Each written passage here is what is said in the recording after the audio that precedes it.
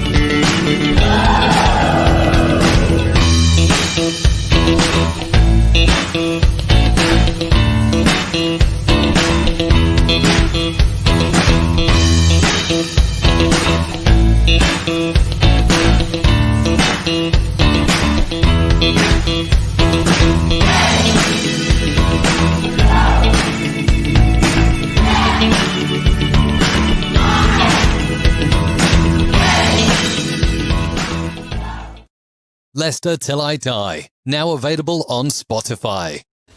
Hi everybody, Jerry Taggart here.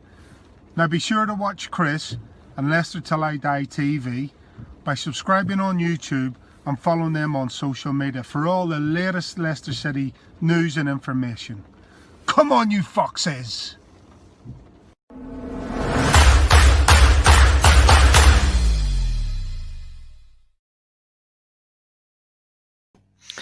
Evening all, welcome along fellow Fox fans. I left the good off that. Another defeat. And we were playing the so-called group whipping boys. What's going wrong?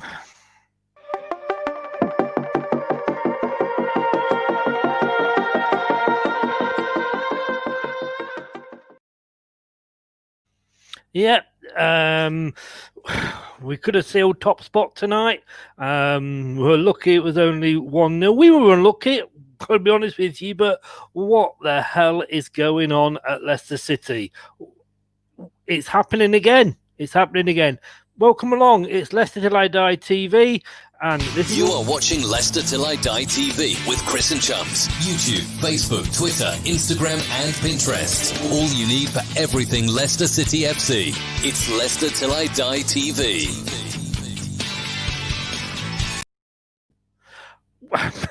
Doing nothing, just having a black screen. I don't know what happened there. I don't think it was. You're telling me it didn't play, but you're watching Leicester Till I Die TV. And don't forget, if you are watching us, you can watch us in two places. Well, we're on Periscope, so you can actually watch us in three places. We're going live on Periscope from tonight as well, which will be linked to Twitter. Get us on YouTube, Leicester Till I Die TV, Facebook. Yep, Facebook is the Leicester Till I Die group. Give us a click on the StreamYard link and you can it'll bring your name up. And I also posted, for those of you that are in Facebook, I did do a separate post which had the code in. So if you wanted to click on that and come in and join us, you're more than welcome. And I'm just going to put it there in the chat for the... it's gone up on Periscope as well. So if there's a link there for Periscope, there's a link there for YouTube, and there's a separate link, like I say, for the Facebook group. And you know, we'd love to have you on as well. And if you're going to watch this on catch up afterwards, like I say, YouTube, Leicester Till I Die TV, and we're also on podcast, Spotify, and Apple iTunes. Other podcasts are available as well. How are we feeling? Pissed off? Frustrated? Disappointed? It's like thinking about your kids, isn't it? I just don't know what to say. I really, really don't. But we want to know your views on the match. We really, really do. Feel free to comment. And, you know, even I can take the swear words out, so don't worry about that. Somebody who I know... Well, he's probably going to swear, to be honest with you. I wouldn't blame him. And that's my post-match chat chum. It's Brad. Good evening, Brad. Good evening, Chris. Are you working? Sure you're going to... Are you going? Yeah, I just left the stream and loaded up the link you sent me again because it just froze on me. Are you sure you're going to put that screenshot up, mate? You sure? You sure? To be honest Even with the you, most pessimistic fan predicted it, and it still didn't happen. So, Well, just saying, mate. you wouldn't mean this one, would you, by any chance, Brad? Just a little, just a smidge, mate. Just a Mine and smidge. Mark's best mates both playing up front in my game. That didn't happen, did it? Well, you see, to me, and I'm going to jump straight to that, and I don't know what people out there thought. I know we've got different views about Perez, but 1-0 down, couple of minutes left, plus 3 minutes of injury time, so 5 minutes left. 4 out of the 5 subs used. Why the F not bring Perez on for the sake of it and just see what he can do? Because he's clearly not in the plans. He's clearly just registered because we need a number. I'm sorry, but it is. If you can't get on in that game and you're not a youngster, then what are you doing? What are you doing for the first team? What are you doing on that training ground pitch to suggest you deserve minutes? You know, you're right. We're 1-0 down with nothing to go. With not long to go, and he still couldn't get on. Does that not tell you a lot more about him as a player and his capabilities and what we needed? I mean, or does it tell you something about the manager? Because, you know, we've been critical of Brendan in the past, and, you know, I love Brendan, and I'm not going to sit here and say he should go or anything like that. Of course, that would be stupid. But we're fans. We're allowed to criticise. We're allowed to have our opinions. We're allowed to have our thoughts. And we were actually saying, had he turned into a tactical genius 3 or 4 games ago? And yet, like I say, when you're losing and you've got another substitute to go, and you sat on the bench, or he stood at the side of the bench with his hand up his arse, why isn't he making that final substitution? At least giving it a go. Because he's not good enough in Brendan Rodgers' eyes. That's the bloke who picks the team. Or is Brendan? But no, what I'm asking the question is why didn't Brendan make that final substitution? Is Brendan not good enough? Well, hold on a minute. Let's put the brakes on this a minute. Let's put everything into content, right? We sat here because I joined in the show, and you and Mark talked about it. I don't know what Brendan did wrong tonight. We wanted him to rest players because they look knackered. He rest players. He gave returning players minutes on the pitch. I'm sorry, you know, in the offence of what happened with Soyuncu, that's just sod's law. That is sod's law. That can happen. These were still fighting tonight until the very end for a chance to get into the next round of the group. They're no mugs because they beat Athens to get in this position. And Braga won tonight, which ended up killing up the host. But they didn't know that. They probably played with the same mentality our lads did when we drew 3-all with Braga. They probably didn't know that result was invalid or didn't matter. They just because they kept going. Let's remember, we was all happy to see the likes of Chowdhury and this get minutes on the pitch. But the second we lose in a game that warranted a 0-0, in my opinion, it's, no, he got it wrong. Not really, because we asked for it. We as couch managers were happy to go, let's get Ward in. Let's give time to Morgan. Let's rest this. Let's bring these back there. Well, did it. Yes, and I'm not criticising any of the players that started. But you just. But what I'm saying is, we had a substitution left, and you're 1-0 down. Do you not use that substitution? You don't. Even if you send in Morgan up front and bringing somebody else on. We've lost. We're 1-0 down, 5 minutes to go. We've lost. And we've only used 4 of the substitutions. Why is he sitting there with his hands up his arse and not using that final substitution? Because we were already qualified before this game. So the players he brought were for the experience. The experience of the adventure and the European occasion. And obviously it's not easy to do to get them used to foreign crowds with the current climate situation, but that's just part and parcel of 2020 in the world that's been since that happened. But still, the occasion is overwhelming and it's a good experience for them youngsters. They were not expecting to play. I don't think any of them realistically, even in the back of the hopes and dreams, I don't think I'm looking at that substitute bench. Lebashir, Flynn, Nelson. Okay, let's take those out, and let's say that somebody made the comment in the Facebook group earlier that you were some of these kids allowed on the plane without a parent. They only looked about 14, 15. But Brighton on the bench didn't come on. Perez on the bench didn't come on. And don't get me wrong, had it finished 0-0, I would have said that is fine. What I am saying is you had a last card to play. You allowed 5 substitutions.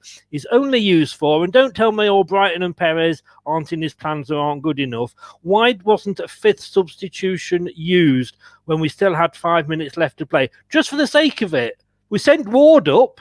Right, yeah, okay. Just for the sake of it, put all Brighton on then. Take Harvey Barnes off, because that's who you're going to take off. Take off a fast, quick player to put on someone. Did he do much today? I don't think Barnes did an awful lot today. He had a bad game. He had a bad game and he could have come off. But for his pace, and he still showed that right to the very end. I mean, let's face it, bad decision making from shooting. Although it was nice to see, you know, the wide players in midfield shooting. They made some daft decisions when they shot today. And I'm not saying they didn't. And I'm not saying the performance was good at all, because there were some horrible plays all around from each player. But we're not looking at this as a whole. You're talking about Albrighton now. Yeah, if you're going to say one of them should have come on for a 5th sub, I'd have gone with Albrighton. Okay, yeah. But you're talking about a bloke who is clearly not in Brendan Rodgers' plans for the Premier League, hasn't made the bench at times this season, was probably lucky to be on the plane. So why should he then go, oh, I've got a 5th sub, so just because I am, I'm going to put Perez on? Because we're 1-0 down. I'm not saying, okay, let's take it away. The point I'm making isn't whether it's Perez or not. I'm saying Perez because he's technically almost a striker. What I'm saying is you're 1-0 down with 5 minutes to go and you've got a substitute left. We've lost the game anyway. So, you know, and even if Harvey Barnes was having a half-decent game, which he wasn't, no, he wasn't. Take Barnes off for Brighton or take a rough, but just bring something on for those last 5 minutes. Agree. That's the point I'm making, whether it's Perez or Brighton. Yeah. And you've made a very, very, very good point. You know, some of those players, let's face it, we've never heard of. And they were taken along for the experience. And I totally agree. We need to rest. I'm 100% in agreement with you. Like I said, my point just purely is, why wasn't that 5th substitution used? I think the only reason Albrighton didn't come on, and I will give you that, on the argument of them two, Albrighton comes on. That's a fair argument you can make. I think the only reason is, if that was 0-0, like you said, and I would agree with you, I think Albrighton would have come on to shore it up, to see it out. And even though he had a bad game, it wasn't at his best, and I know he wasn't the only one. I think Brendan's tactic, when they scored, a bit against the run of play, in my opinion. It was. No, I agree with you. It was. I've written down here we were having our best spell just leading up to that. Totally agree with you. Yeah. And I think Brendan just thought, I'd rather these were going to sit back. They were protecting the lead, which they had every right to do. I don't care what people think of that system. You know, they want to go gun-ho for 90 minutes. No, they're 1-0 up, and without knowing Braga's result, we're still fighting to qualify. You can't blame them for putting 11 men behind the ball when they're 1-0 up with minutes to go. I think Brendan's pure thing was taking what I've said about Perez, and it's pretty clear to me that Brendan's of the same opinion that he doesn't rate him. Yeah. Right? Nipping that in the bud now and saying Albrighton doesn't come on because, yes, he wasn't having the best games, but his pace, and that's purely the reason. I think he wanted to hurry a defence back that we're going to be sitting deep, and it nearly worked. I mean, tonight, funny enough, we were lucky at times. I agree. I mean, I think it was in the actual had that saved, didn't he? At that goal that was saved, and then the rebound was cleared at the end, and I said to myself, we're not going to score tonight. I didn't think they were going to score, granted, but I just thought it's one of them nights. Nothing's going in the back of the net for us. And then under at the end, you think, it's just not going to happen, even at that late stage. I think as well, it's a combination of Liverpool, Fulham, and now Zorya. We were lucky against Braga. We got out of jail free. And I just think, if that had been Martin O'Neill, he'd have thrown Morgan up front, and he'd have just gone for it with 5 minutes to go. That's what annoyed me. And I've got to be honest with you, and we'll come on to sort of man of the match and things now, because it sort of just fit in. He says, and he's just quickly trying to find it. Alan Bennett's match stats here. I've got to say, I called that. He was unlucky. He was damn unlucky. That was his best performance in the Leicester shirt tonight. Unlucky not to score. But Alan there, I've got to agree with him and I've stood up and I've said what a great tactician Rodgers has been against like Arsenal and Man City, but tonight he deserved that 3. I'm sorry, and if only for that at the end, and I say I no problem with the starting lineup, no problem with the resting of the players. Because I tell you something, if we lose to Sheffield United because some of the players are knackered, I don't know what's going to be said. Team 4, that might be a little bit harsh, to be honest with you. I thought they probably didn't do too bad. I don't think we ever looked in trouble. That was the thing, Hmm. I mean, to somebody then I don't know who it is, but should have used the 5th sub. And I'll tell you what, that's not my wife, not my mother or anybody like that. Somebody actually agreed account, with isn't me. It, Chris? You've got an army of them. Oh yes, you've found me out. It's probably Mrs. Twigger. She said she'd stand up for me. Do you thinking? And I'm trying to get them off now. Do you think those are fair ratings? That's certainly under. I think we agree, man of the match. Oh yeah, hands down. I tell you what, he looks a prospect, and I've been quietly saying to myself, and I've said it to you a few times this season when we've talked, not just on here but before we've gone live. I'm impressed with Under, and I just think he's a goal away from that account opening. And I tell you what, if that's the agreement we've got, that we've got the first refusal at that price, I sort it. I'm still saying it. He's going to be an absolute bargain again. But the manager, I think that's a snap reaction rating for Brendan. And what have we been saying? What did we say against Fulham that we lacked today? Remember the cohesion of this squad. It was scrappy. It was poor at times. Barnes would looked a bit lethargic because he's probably knackered. I'm not just saying that's an excuse, but we said that about the players that played on against Fulham, and he did play and played the full game in that game. It was a bit off. It wasn't great by any means, but I don't think Brendan got a lot wrong tactically. No, we came at teams. The things we were crying out for was we weren't creating chances. The thing is, we probably could have created better chances and passed it instead of shooting sometimes. The midfield, strangely, I'm going to say this, but the midfield got a bit greedy with the shooting, to be fair. But yeah, okay, a lot of them weren't on target until the end in the second half. But I think we moved it forward quicker. And if the likes of Ndidi and hopefully Silent Shoes it was just a precaution, hopefully he just felt something and it's a bit too early for him. And he's not damaged anything more. We won't know until a couple of days. I doubt he will play against Sheffield now, even if it is just a tweak. Yeah. But we saw things tonight that we knew were going to happen. We knew at points we were going to be probably at our weakest. And I don't think Brendan got a lot wrong. It was attacking. It was flowing. It wasn't brilliant. It wasn't always pretty. But we did things right up until that goal. So I think Brendan should at least get a 6. I think the players are right because the performances were off. But I think we're reading too much into a defeat against what we class as the whipping boys when we all remember that if Braga had drawn tonight or lost, I believe they might have had to lose tonight, but they would be in with a shout of qualifying with us. I'm gonna bring in a comment here from Mark. Just quickly moving on. He brought this up before, and I wasn't sure he was talking about it. But you cannot. I'm sorry, Mark. You cannot say that Under is just another gazelle. Or Gazelle, however you pronounce it. I'm sorry, Mark. I don't know if I don't think I'm on crack, Mark. I think you've had too many drinks. I think we should get your son on, talk a bit of sense. No, I mean, yes, he's yet to score. Where's the end product? And he's put this on. I'll just you guys crack me up. Where is Under's end result? Please tell me. Well, I'll tell you what. Where his end result was, he had the 2 shots that were the closest on target for us. I think got the closest scoring tonight. He did. So, totally. What game were you watching, Mark? Were you watching it upside down? I think he was on something. I'll tell you. Whatever you're drinking, Mark, can I have some, please? Luke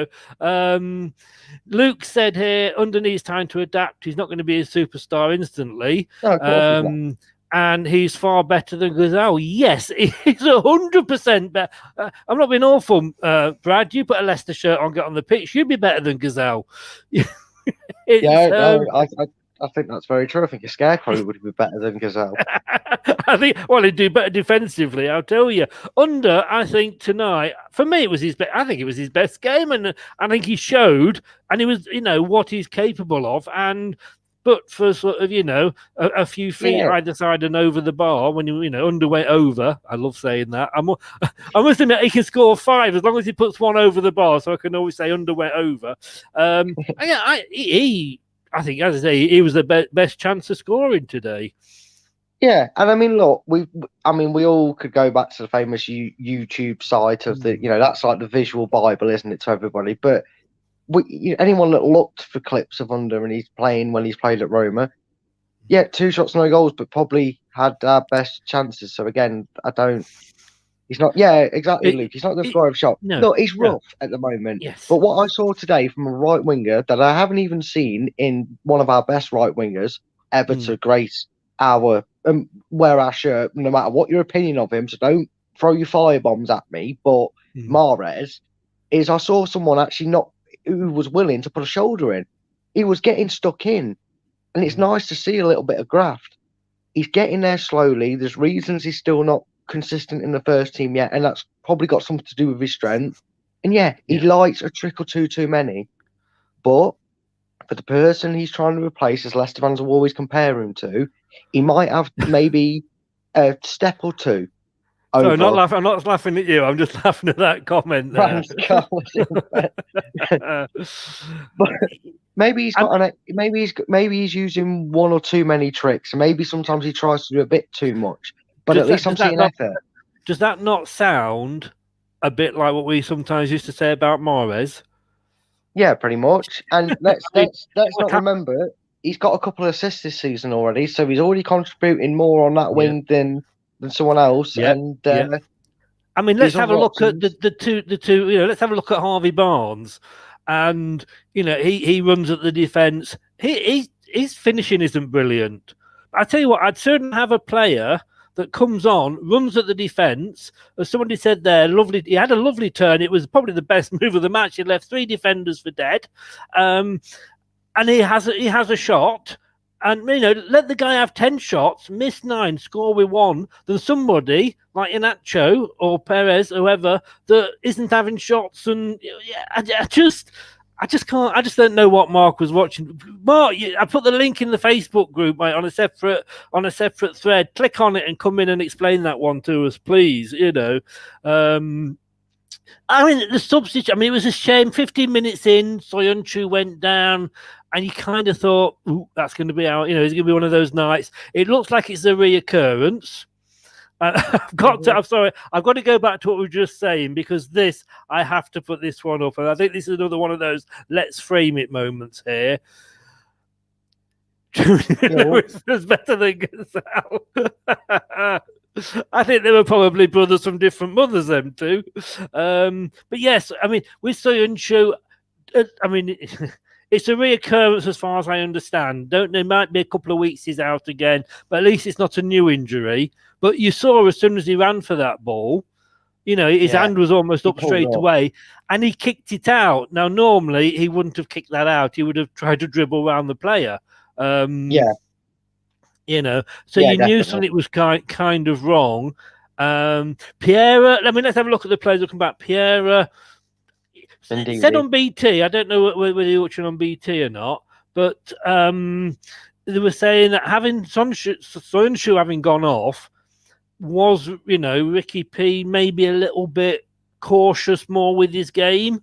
But I thought he had a decent game. He didn't, do anything wrong. We're talking about a bloke that's been out for nearly 7 months. He's going to be cautious after a point. That's expected. He's a professional, and yes, maybe especially when you've just seen your teammate who's been out for a lengthy period himself come back and limp off, and not know whether it's a reoccurrence, which it looks like it is, or if it is just a tweak and they're like not even chancing it. We've going back to how the show started with me and you having a punch up over 5 subs not being used. It's going to make you concerning as a player. You've got to look after yourself, And I did see a lot of comments on other Facebook pages of Leicester fans saying, "Oh, that's poor mismanagement. We sacked the best head physio, la la la." Well, it's just sod's law. It's unfortunate. It happens. You're the most vulnerable to a re-injury the first time you return to the pitch. It's just common sense. It just happened. It's not nice. He was gutted. You could see he was trying to hold his reaction in because he threw his gloves. I mean, he literally came off the sideline on what I was watching, and he literally pointed at him and nodded. He pointed and nodded at Fofana when it seemed like Rodgers asking what's happening, and he pointed at Fofana, and he must have said, "Do you need to come off?" And he looked sad. He looked annoyed and gutted, which he would be, which anyone would be, to have to come off. Like I say, his hand went up straight away to the bench, and you knew what was happening. I mean, Ricardo's he actually came off. Obviously, was switched straight at half time, and I think that was just it had his 45 minutes. And again, that was Rodgers being very sensible and making. Thomas came on. I didn't think he had a bad game either. No. Indeed, he got another 10 minutes out of him. Again, had that 10 minutes and. Again, nothing spectacular, but it gave him, the fitness of a non-Premier League game to sort of try and get in it. Facebook user here, not sure who it is. The thing we're missing is our main players. Indeed, is why we're struggling in defence. Indeed, he covers that area. Midfield attack, we're missing, leaving a big gap that is costing us. I think that should be, or costing virus. I don't know why he's there. We all know. We've been missing the big players, and 3 of them came back today. 1 got injured, but it was it was nice to see. I think Fofana, unfortunately, I've got to say this for the goal. I think he was pulled out of position and left the player unmarked at the back, but. It did come against the run of play just before they scored. And I'll tell you what, I think made the big difference, Madsen, when he came on. Would you agree with that? I think he made a difference. Yeah, he definitely upped that tempo. And again, it's no disrespect. I know he's been in the swirls and the talks about his performances and his contribution up front since 2019 hasn't been brilliant, but he does offer you that pass that can unlock a defence, and he might not get the assist, but he can get the ball that frees up your Tillemans or Nunda or Barnes, and he makes that killer pass that gets to Vardy or whoever in the box, and then the goal comes from it. So maybe he's not directly involved with it, but he's definitely in the build-up, and he just has that ability to do it. And maybe the focus needs to be more on that with Madison. I'll be keeping an eye on that more when he plays, because, when you've got a number 10 not creating much, you need to see what he's offering the team. And he did seem to offer that role more than it was than that. Going back to the under thing and skipping over Drunk Mark, I would say he's a trier, definitely. I think he's got the potential to, because he made that killer pass. If Fofana knew how to head a ball, we would have been 1-0 up. Let's not forget that was an absolute inch perfect cross into the box. Unfortunately, the last person you wanted to land to is your defender, but you can see what he was trying to do. He was turning his head into the ball. You could see what he wanted. Again, like you say, it was another good shot in there from under. Justin's made the point here, and to be honest with you, Justin, I think you're reading my notes, because I've written that exact same thing down here. The free kick again didn't clear that first man, and it wasn't Madison. I think was that under. It might have actually been under this time. Might have been. I know he's been trying to take a few. I know he's had a few. I don't remember who took it, but. It just some of the balls he's played in though over the course of his time at Leicester in the games that he's played. I know he's got. Right, I'm just going to interrupt you there. Do me a very big favour. Talk for a long time because my battery's about to go and I've got to go and plug in. So you go for it, mate.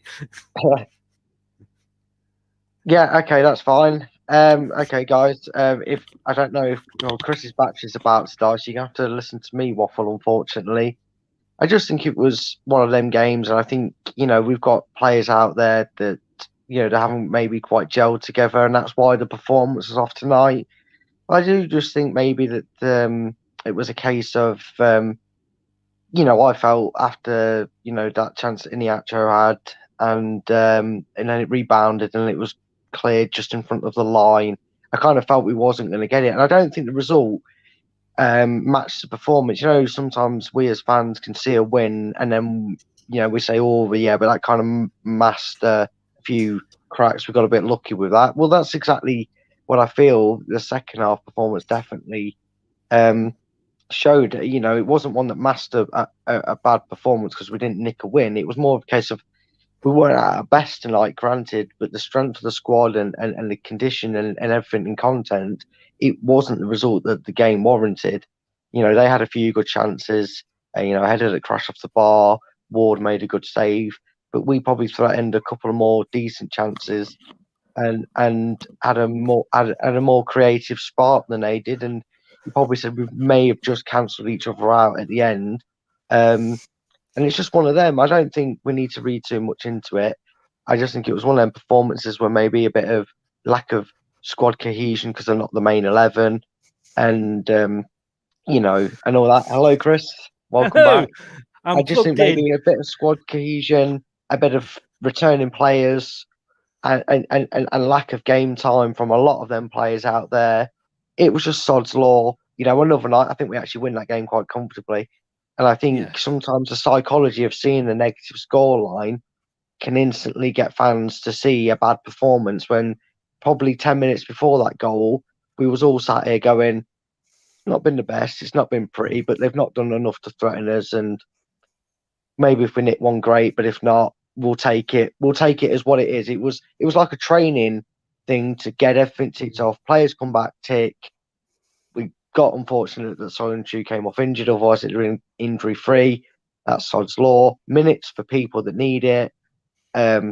Experience for players to experience the occasion and game time. And we ticked all the boxes for the right things that every fan, or most fans at least, expected us to do tonight. We just didn't get the end result. It was actually an unfortunate defeat in the end. But we go again. Yeah. There's minutes under the belts. We take the positive. And the one big positive tonight was I said to you as well, Chris, at half time, we looked a lot better going forward. We looked a lot quicker. And I think with the likes of Ndidi, maybe just that extra flair and talent there, that's what we bring.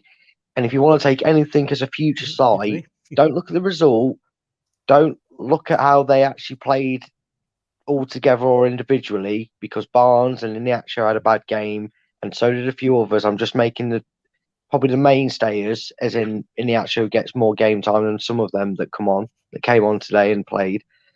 But apart from that, if the likes of Ndidi, Barnes and that are on it and they play that sort of attacking style with the better strength 11 out, because I'm not going to say better quality players, because I think that's disrespectful to our squad on a whole and the quality of some of our players, but the better, the more predictable starting 11 that we usually have, with Ndidi in there, Maddison, Tillemans, maybe even Pratt, Vardy obviously up front, and we play that sort of pace like we did tonight, where we run at teams and move the ball quicker, we'll get the result right and we'll put this all to bed and it'll all be forgotten about come Sunday. Well, let's have a look at some of the comments that have been. There's quite a few comments coming whilst I've been away. I didn't bore them to sleep with me, really. Facebook user, do you think we need to buy a striker in the next transfer window? I think we've needed to buy a striker in the next 3 or 4. I think it's a yes to that. We haven't got purely because Iniacho has proven that he can't do it on his own, and Rodgers don't want to set up with 2, and I've given up with Iniacho now a little bit. James Ward-Prowse, anybody? Quality with the dead ball opportunities from Luke there. Justin Ward, Barnes is turning into Schlupp. Lots of running down the wings with nothing at the end. Facebook user Sheffield United will be quaking in their boots.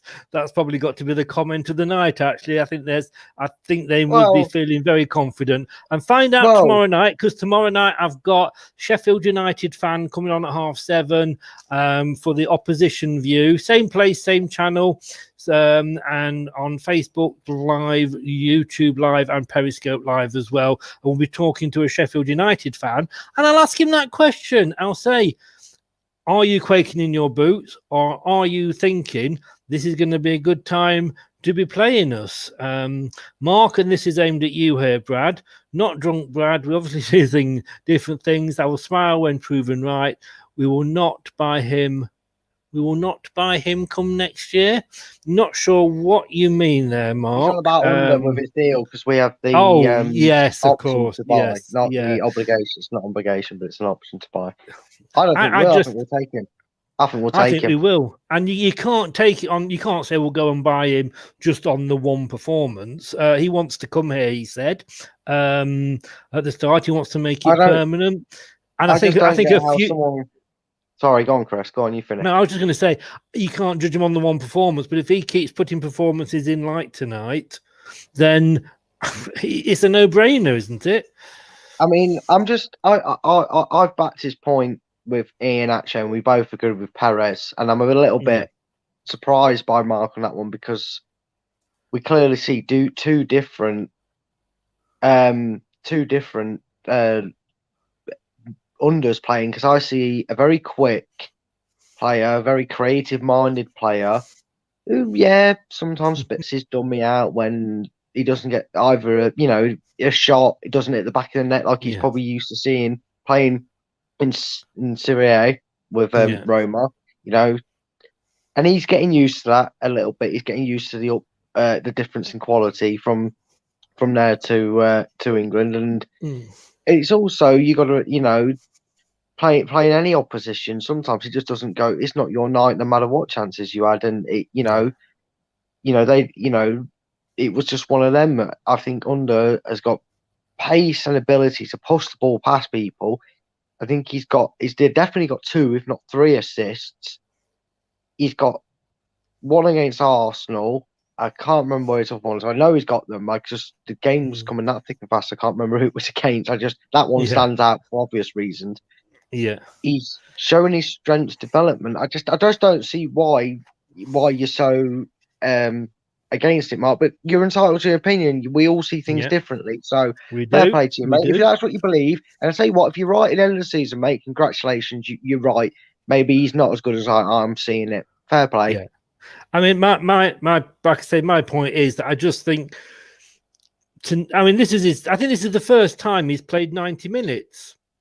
I believe so. I believe it is the first time he's played 90 minutes. And I just think when you look at some of the performances out there, I just think he stood out. Whether everybody else was that bad that he stood out, but he had 2 shots that, were damn close to being on target. And, well, anyway, moving on. Somebody said here, to be honest, who's confident of a win at the weekend?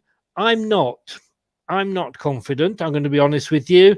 Brad is. Yes, you can. If you want to go to the toilet, Brad, you can do. You don't need to. I'm off to go find Mark and have a word with him. I have a feeling that we'll win on Sunday at Sheffield United. Vardy does like to score against Sheffield United. 2 points I'm going to ask you about here, Brad, that were brought up. One by my son and one in the paper. We'll do the paper one first of all because it's about Perez, and it was a good. And I can't remember which paper it was in. I did put the link into the group, and Mark's gone there. I thought you'd actually just fallen on the floor then, but it was. Just thought, oh God, talk about Perez. I'll get Mark in, and we can be teammates and we'll be friends with Mark. And it was saying sort of why Brendan bought him and how sort of surprised, say, Newcastle fans were that. It's sort of form, etc. at the moment. And, they said they bought him because he sort of defends from the front, he breaks things down from the front, and he presses a lot, which is what Brendan wants from his team. Would you agree with that? I think he runs around a lot, but he doesn't go anywhere with it, and he doesn't get anything off it. He falls down too easy, and it's been his problem. And I've stated this from the day we started this channel, and I first made the statement about Perez. I know he's not playing his natural position, so before you get in the on your keyboards in the comments saying he doesn't play in his natural position, I know that. He knew that when he signed for us. It's his lack of development. He can chase the ball down all day long. He does that, fair play. I've got to give him credit for it. Cool. I've got no hassles with saying he does love chase the ball down. It's just a shame he gets nowhere with it. But half the time, I'm stood there going, "Is he on?" And I'm not exaggerating. I'm actually sat there seeing him. He seems to chase around, but also does it aimlessly. He doesn't close down an angle, and he doesn't go near enough to the defender. I mean, Brendan saw £30 million worth of talent in him, and he was one of Brendan's first buys. And I suppose his development, would be down to Brendan. I don't know, but like you say, he's going to be an enigma, I think, and we'll probably still be having exactly this same conversation in 30 games' time. I honestly don't think anything will change. The other point I wanted to make, when it's going back to Soyuncu's injury, is that my son turned around and said, "You know what? He wasn't even injured playing for us. This is all because of bloody international football." And he says, "Who's bothered?" That's a good point. Yeah, who's bothered about the nations leagues? He said it's UEFA just trying to make money because you've got every I think most divisions are having to cram games in. We know the end of last season games were crammed in. We started late because of that and everything, so we're cramming games in now, and we are playing pointless, and I mean pointless. You know, because the Nations League was brought in because to get rid of friendlies. Why are we still playing Nations League? And it's just creating more matches that we don't really need. Because they want to glorify and justify a friendly. That's the only reason. Look, I get qualifiers, and I get that you have to do them at some point. I don't like it. They do bore me, and that's more because England don't have an interesting group. They really don't in terms of tough opposition. I know they might get the odd one, but you're talking they don't get exactly.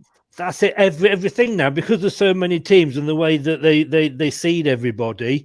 You know, if England just don't get out of the qualifying group at any time, they need shooting. You know, Luke's made the same point here. You know, Nations League is crap. I just don't understand why it wasn't cancelled. And they looked at that and said, you know, we've got rid of replays in the Carabao Cup. You know, it was one of the I mean, carry on with the Euros. I kind of get that, but Nation League, which are basically just glorified friendlies, who gives a damn?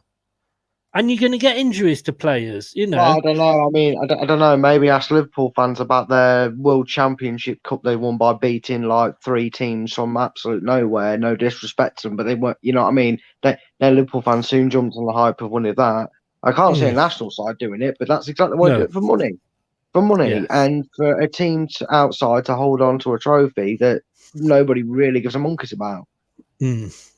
I mean, look. I mean, you can't really. Actually, I was going to say, look at our national side now. Gareth Southgate picks them, but I reckon Michael Owen could come out of retirement and he get picked over the head half of the England strikers if he signed for Liverpool or someone like that.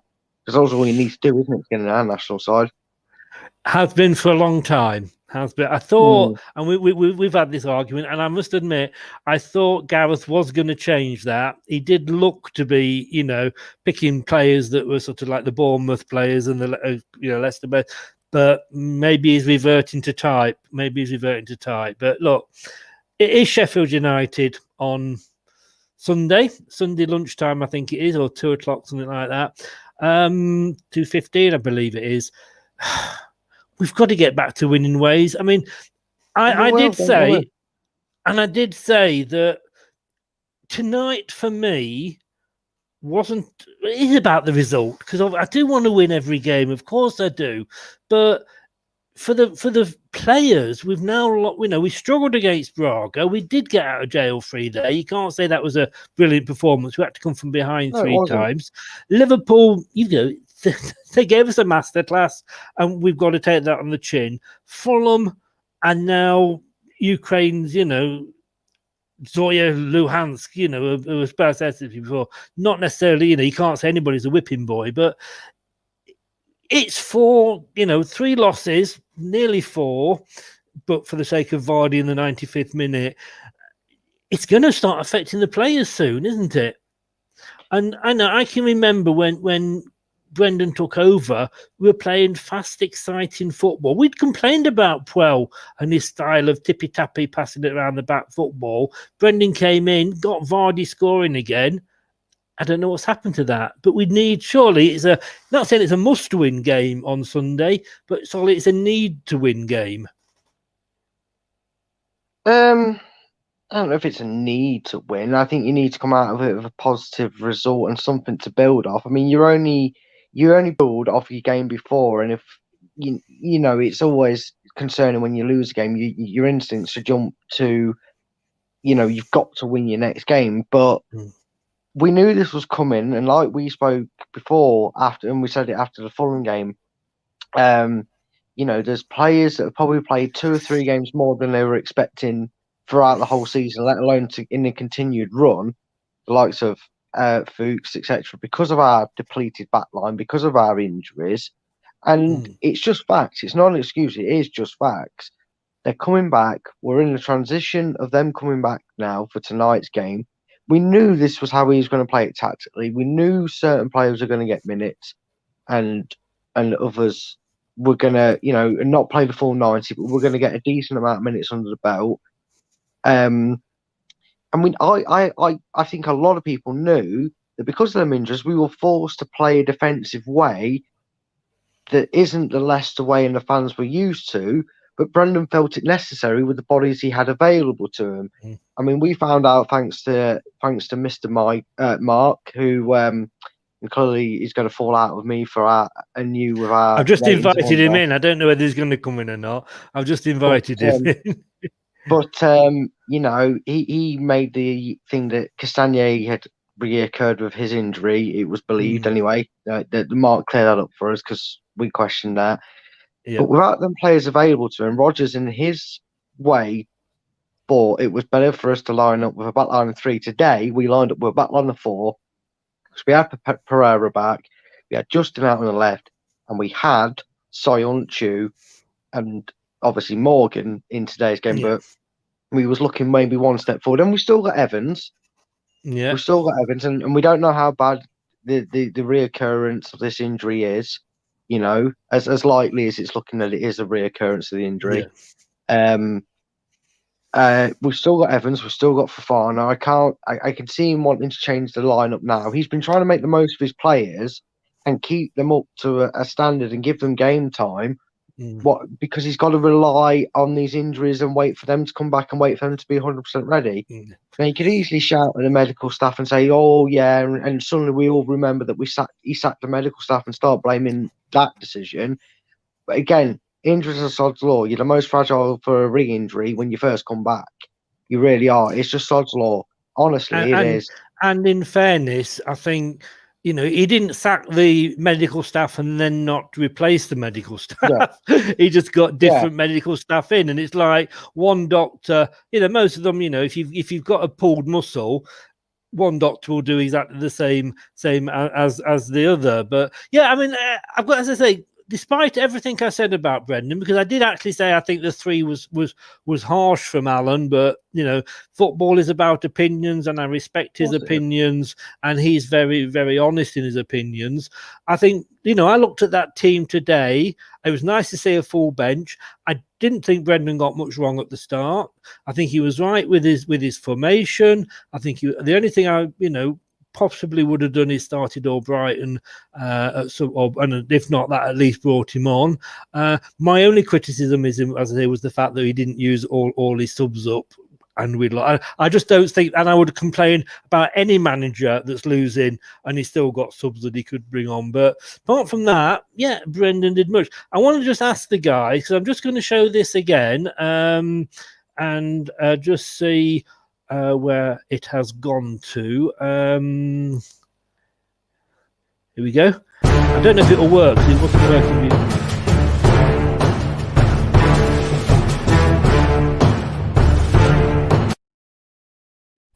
Now, you and me agree with that, Brad. Mark doesn't, and I don't know. Mark might have had to go. He might have had to go. I know with his job he can be on call, so he might have had to go. I want the other guys that are watching. Do they agree with Under being man of the match? Well, it'd be interesting. I mean, right, let's take Under out of it then.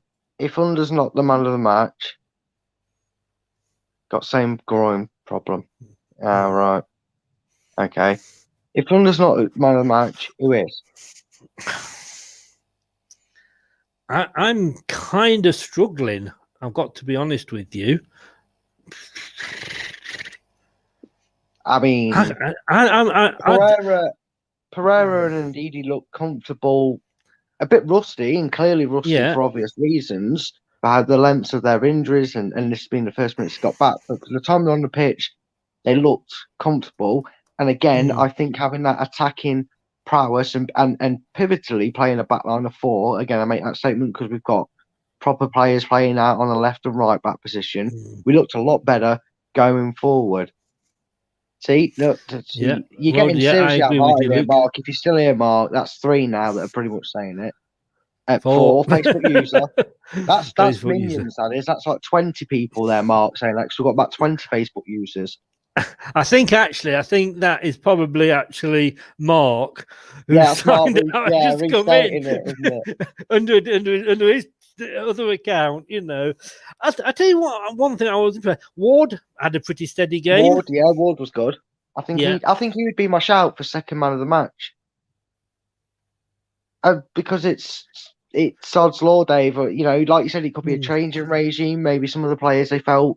I mean, I remember, I think it was at the back end of last season, a lot of people were looking, and I wasn't one of them. I'm just saying that this, and I'm not saying anyone here was someone that said this, but a lot of people were suggesting that, not Under, it's the name of it, it's the show, it's called The Under Show tonight, the way we're going on about him.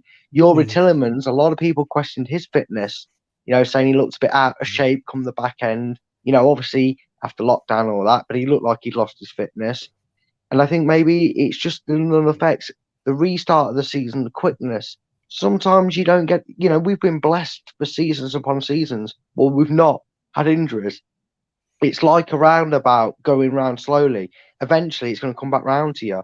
And unfortunately, by Sod's Law, whether it's, you know, the new regime, the fitness levels being upped, you know, sometimes it just happens. We have to look at the fact of there was a lot of games very close together at the end of last season. I mean, it was almost we you know, everybody said it was almost like tournament football. At the end, you know, and tournament football is fine for 2, maximum 3 weeks, because even in tournament football, when you get past the 3rd week, you're into quarterfinal, semis, and the final, and they get more spread out, like a weekend, midweek weekend with Europe. We have played an awful lot of games as well. I mean, Liverpool's the same. You know, Liverpool have had a lot of injuries going back to international football. Johnny Evans, surprise. Injured with Northern Ireland. Soyuncu injured with Turkey. And I don't wish them.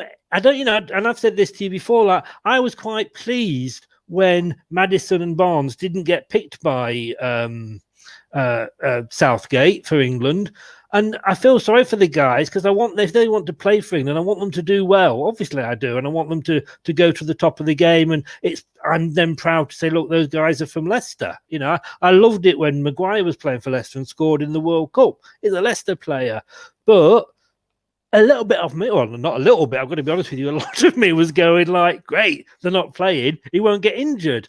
But look at the time we won the Premier League. We had it. I don't think we had hardly any injuries that season. I know we had the cryo room and what have you, the freezing room, but we were lucky that season. We're just unlucky at the moment. Yeah, we are. Like I said, it happens to every team. Spurs have had it. Liverpool have had it. We've had it. We're no exception. No one's exempt from injuries. It happens. Arsenal went for a barren run with lots of injuries. There's even injury-prone players, and I tell you this from stuff I've watched, just because I like to delve into stuff like it. There's some players that have, that are injury-prone, and it doesn't show until they're in the mid-20s. Sometimes you can have a hidden injury or something that's going to reoccur all your career, and there's just nothing you can do about it. You just got to hope that the sticky tape and glue holds together. And we don't know that, but you've got to remember we've also got a young squad. You look at the players that are injured. I know we say maybe you're now mid-20s, you shouldn't be, but we've still got a fairly average age of a young squad, and that age was probably really low down tonight, minus Morgan. Yeah. We've got to remember that. Look at James, Matty James. Played great when he first joined us. He was a regular. Him and Drinkwater probably were two of the first names on the team sheet. Great team up together. He got injured. He got one injury, and that's literally. I mean, he's coming back now, but it ended his career for a few years, and it was a reoccurrence. Every time he came back, it reoccurred, and that unfortunately was one injury that went wrong. But I don't know if you can guess. I've written one name. He's not one of our players, but talking about players that are always getting injured, I've written one name down here. Oh God, I used to one player that always gets injured. Oh, that's actually quite a few. When there is. He played at the weekend, and I think he was on for about 5-10 minutes maximum, and he went off injured. Surprise, surprise. And it was somebody that I'm going to hold my hands up here. I was quite saying that maybe we should have bought this guy. Why didn't he come to us? Went to Brighton, turned down having a chance to be reunited with Brendan Rodgers, went to Brighton, fair dues. He's got family there. Understand it. Lallana. I mean, he completely had me off guard, because the person I was thinking of, as soon as I think of injuries, I think of Darren Anderton. Well, exactly. It was a rhetorical question, because I mean, it could have been anybody. I wasn't expecting. I tell you what, if you'd have plucked Lallana out from that early on, I would have sent you a crate of beer by DHL. So it was very much rhetorical. But as soon as you talked about players constantly getting injured, I wrote Lallana down on my notebook, because, like I say, he did. You know what? I could have gone with Welbeck as well, because he's at Brighton now as well. Yeah, Welbeck in the one. Players are like that, and we've not got a massive. We look at it, and if you do take the youngsters out, it's not a bad squad, but it's not a brilliant squad. And you've got to look at Liverpool as well. And the money they've got, things they've won, a bigger squad than us. Bigger play, but they suffer just the same as us. But I think it is like I say, too many games or tournament football, which we're having to play at the moment, and the bloody internationals. It really. Yeah. Sorry. I got to. Chris Kerner does some beating. He was born injured.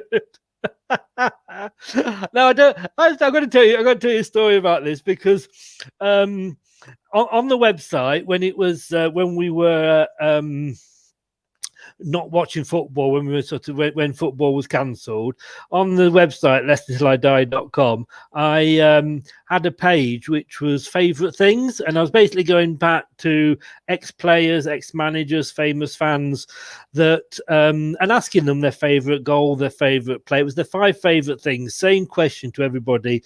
And I was searching through sort of Twitter and Instagram, as you do, and I actually discovered Chris Kirkland, and I was going to write to him, and I thought, you know what, he'll probably break his wrist writing the replies. So, yes. Did he actually ever get a game for us, or did we sign him when he got injured? When we got absolutely humiliated, I think by Ipswich or someone like that, when we played in the snow, and it should never gone ahead. It only went ahead because we played on Sky. I remember, was it 6-0 or something embarrassing? I remember that game, because there was the thing that it went ahead because it was live on Sky. Yes, well, I know we had a 6-0 loss to 6-1 loss to Portsmouth in the snow. I made a long bus journey all the way from one town to the other to go and catch it in the pub, and I got there and I wish I never bothered. Remember that one? Right, we've just been joined. I'm going to say good evening to Ryan Isaacs Kennard. He's joined us on YouTube. I tell you what, Ryan, I'm not going to say what your post is there, but I've just put If he up says there. Perez, I'm going to hurt him. I know who he is. I know who he is. Is he your friend by any chance? Yeah. You know I what I just said sent about getting him on for the Spurs game? Don't bother now. Get him off. He's not on. You have to guess the prime. Oh dear. Can I just say, Ryan? I mean, the link's there. Come on, by all means. We've got literally got a couple of minutes left, which is all we can spare for Spurs fans. But if you want to come on and have a bit of banter, I've put the link there. Click on it and join us. All I will say is, we were qualified for Europe next week. I think you just managed it tonight, didn't you? But as always, Ryan. See, they're always second place because they had to copy They us with are. a 3-3 draw. What's all that And about? I was going to say, we're always waiting for them as well, aren't we? Yeah. You It's know, like a waiting bus for on them a to Sunday. catch They're us never up. going to turn up. He sent me a message after we spoke. He sent me a message, and for those of us that are watching and wondering what's going on, Ryan, who is Brad's friend, happens to be a Tottenham Hotspur fan, and for a bit of fun after the Spurs game in a few weeks, he's actually going to join us on this show, the post-match show, Not and anymore, he's not. and he's going to do his thing, but. I'm just used to, like I say, the first thing I said to him when he said hello to me on Facebook, I sent him a message back going, still waiting for you. Where are you? But I tell you what, let's see what the guy's got to say for himself. Now, if you say Perez, mate, I think Brad's going to kill you. Good evening, Ryan. Welcome along. Hi, guys. How's it all going? Yeah, it's not too bad, mate. It's been My internet better. might cut out in a second. Well, we all had poor results today, didn't we? Didn't we just, what mate? was yours? Yeah. Unfortunately, I wasn't that interested. I know you got through. We drew 3-3. Our defence. Oh, you copied us again. Copying us again. 3-3. You can't go through your own way. Be unique. The Spurs way. Yeah, it's It is the Spurs way. And what was it say? Third in a 2-horse race? I'm sorry, I'm getting these out the way. Look, I just say, because if you're going to come on after the match and you've beaten us, I'm just getting all the insults to you out of the way here. Yeah, might as well before the Portuguese Imperialist result gets to the 1-0 defeat. Well, I do remember a chant we sang once was Champions League never again. You did bottle it last year, though. Yeah, but, you're in the same boat as us, aren't you? I mean, good words, you could support Celtic, so we'll let you off that much. They got the company. Andrew Tunchev, you know. Oh, God, I remember him. He was a Bulgarian, weren't he? Yeah, he was. But Ryan, when's it all going to go tits up for Spurs then? Because you know it's not going to last, don't you?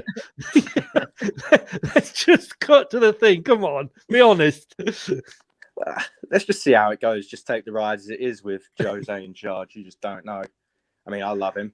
I'll fully back the guy because he's a proven winner.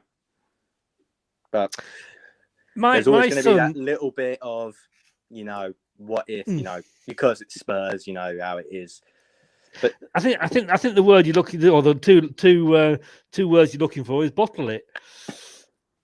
Don't particularly want to say it yet. Yeah, my son actually. In fairness, tonight I don't know how Jose came. I think his advert was on the telly for Paddy Power, wherever it is, wherever he advertises. But he's been watching the show with Tottenham in. Is it on Amazon? Yep. Yeah, I haven't watched any. I haven't got Amazon. I'm not going to buy it just to watch that. One. Yeah, and he actually was saying that Jose comes across as quite a affable, nice, funny kind of chap, and I went seriously. Well, yeah, honestly, from what you see on the show, because obviously I think part of it because you can cut, edit stuff like that because it's a show. Yeah, you do see. You ain't gonna see him effing and swearing at all the players, calling them, But he came across very modest, very honest, straight to the point guy. Someone that, honestly, I'm happy that's managing our club. He's almost going to be like, look, if you don't do this right and you don't do the job correctly, you're not going to succeed. And he, if you go back last year, he almost made the.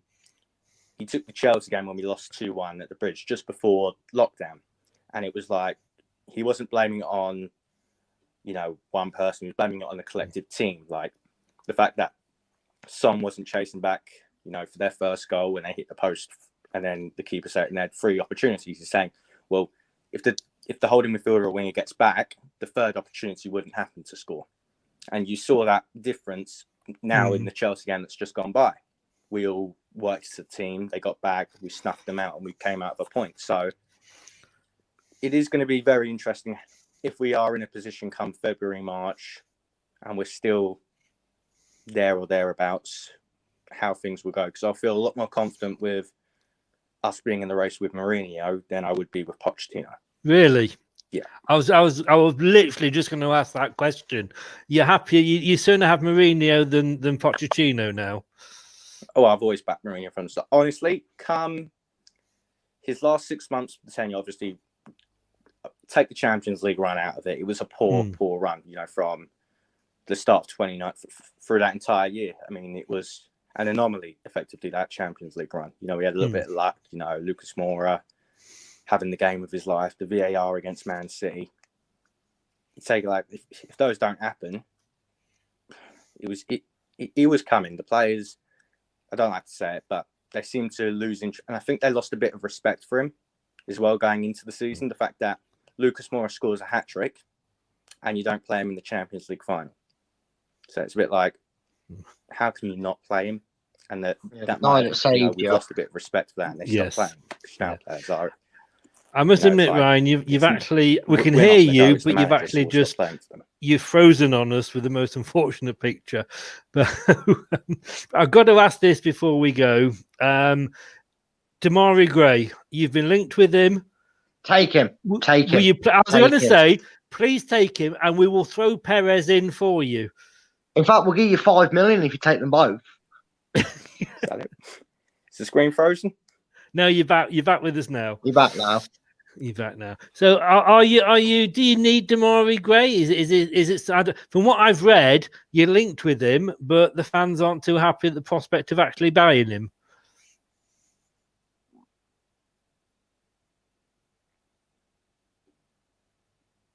I think, Ryan, are you still with us? His signal's bottled it. I think, yeah. I think Ryan is having problems. He froze. Or maybe he just doesn't want to admit that they want Demarai Gray. And to be honest with you, I probably wouldn't. Hearing them two players' names has cursed him. He can't speak now. It has. I'm not surprised, really. Let's be honest with you. Let's give him one last chance. Ryan, are you still with us, Ryan? Can you hear me, though? Can now. You keep freezing. Your screen keeps freezing, mate. You're like Dele Alli on heat. You move, stop, move, stop, move, stop.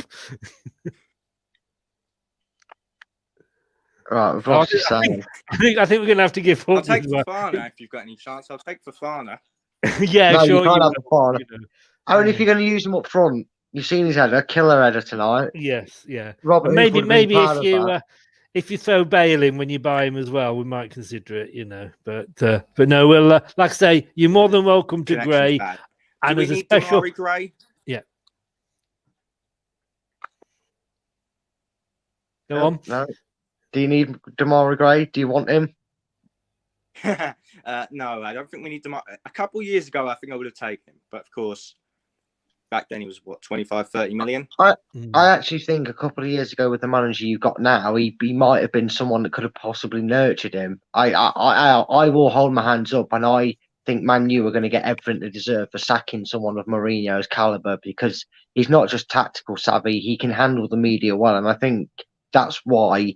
Because there was a lot of rumours he wasn't too happy with the way the documentary was handled, but the way he adhered himself on the camera for the show itself and the way he comes across, he's very clever. I think a couple of years ago, someone like that could have potentially sorted his career out and got him back on track. But now I think you're right. I don't think you need someone like that. I don't think he's what we if we don't need him, I don't think someone who's higher than us currently in the league position and on a better point system needs him, because he's not getting in our team. And that's a lot. No. Let's just say higher than us at the moment. Oh yeah, obviously. But I'm just remember it's Tottenham we're talking about. Let him have his moment.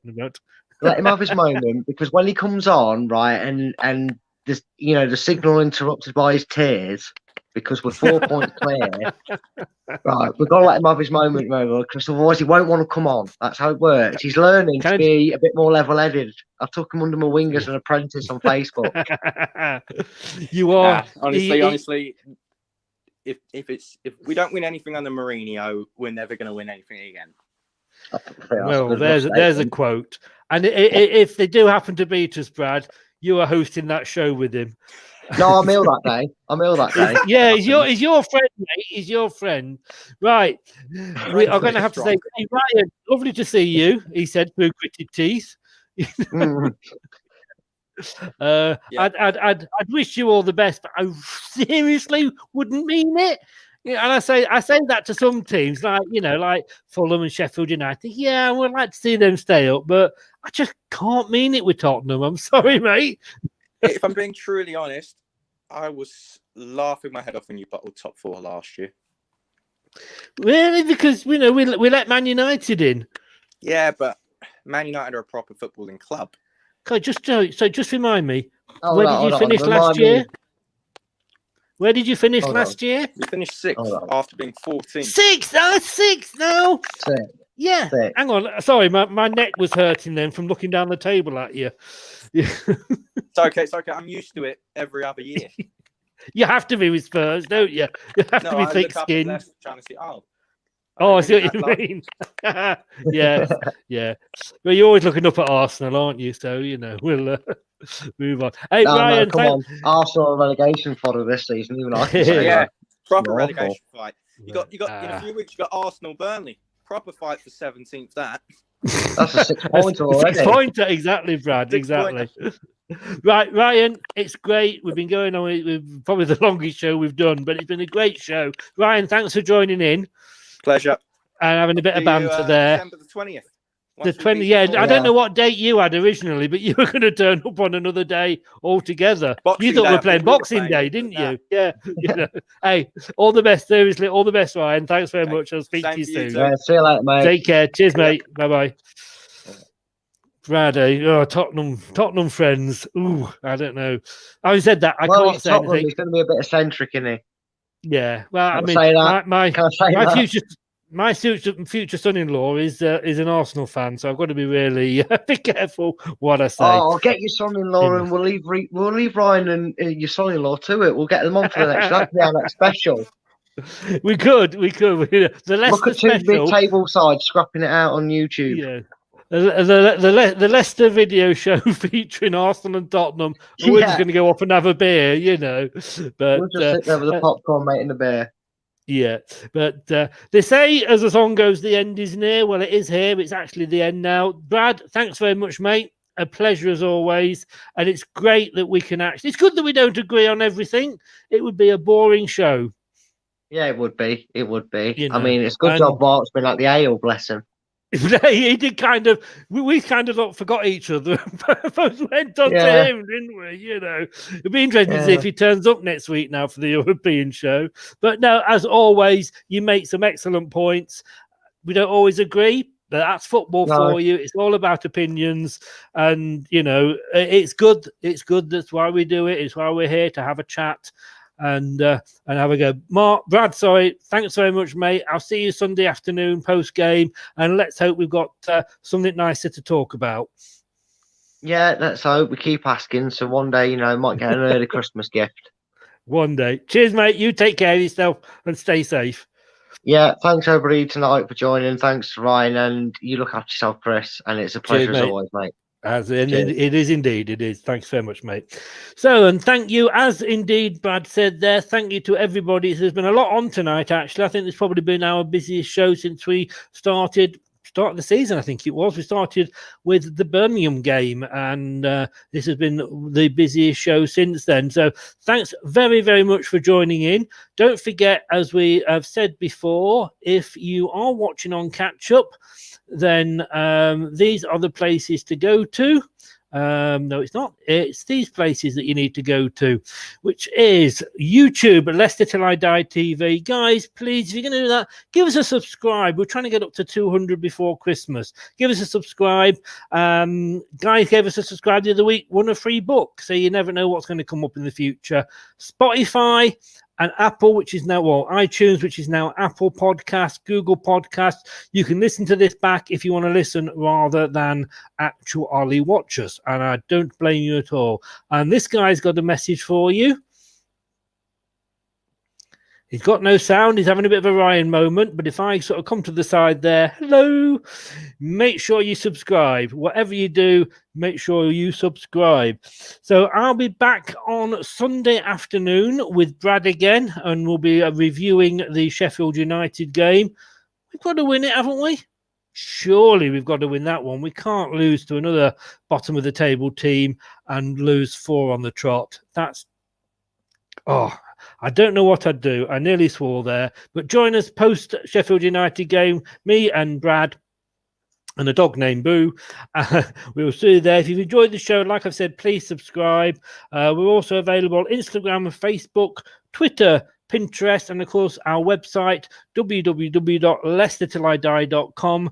Coming up tomorrow on the website, there's going to be all the stuff in advance of the Sheffield United game. There's the written opposition view, there's the match preview. Catch it on there. And like I said to you just then, we are on all the main podcast sites. Thanks very much, guys. We do it for you. Thanks for joining in with your thoughts. Hey, thanks even to Mark, even if he was wrong. Yeah. He'll have a go at me for that. Take care, guys. All the best now. Speak to you soon. Stay safe and don't do anything I wouldn't enjoy. Thanks for watching Leicester Till I Die. This is Chris saying goodbye and see you next time.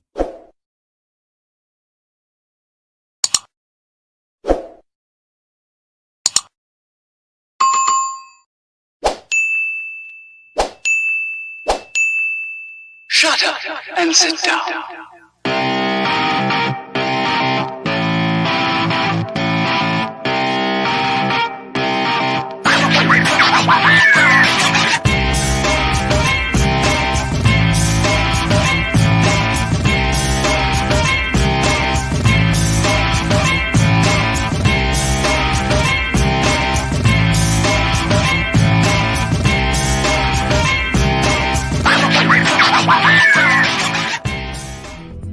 Thanks for watching. These videos are tremendous. You better like them too, or I'll be back.